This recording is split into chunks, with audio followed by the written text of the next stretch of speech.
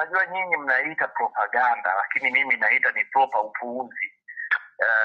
Kwa sababu unajua propaganda ni kitu ambacho kinasomewa kabisa, watu wanakwenda shule kusoma. Haiwezi kawa kitu kila mtu anafanya anapojisikia tu, alafu tunaita jina la kitu ambacho kinaweza kwenda kusomewa. Kwamba propaganda nafanya kwa ajili ya kuwaambia watu uzuri wa jambo fulani, kazi yako umeifanya vizuri. Sasa propaganda mtu anafanya kwa kutunga mambo, kwa kusema vitu vya uongo, alafu unaita ni propaganda. Ni mambo ya hovyo. Kwa mimi ushauri wangu, watu wasizungumze kwa kufuata matakwa ya watu, ya matakwa ya mabosi. Bosi anasema nini, bosi anataka nini, basi na wewe basi unazungumza tu hivyo.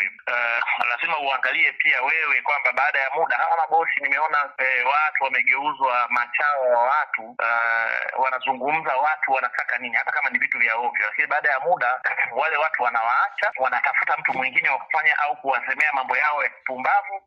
Alafu wao wale watu sasa wanakuwa hawana kitu chochote tena, heshima yako ishaharibika, watu wameshakuona ni mtu wa hovyo. Alafu wale watu hawakujali tena, sasa wanazungumza na watu wengine na wanafanya mambo yao na watu wengine. Kwa hiyo ni vizuri sana pia kuangalia reputation yako wewe.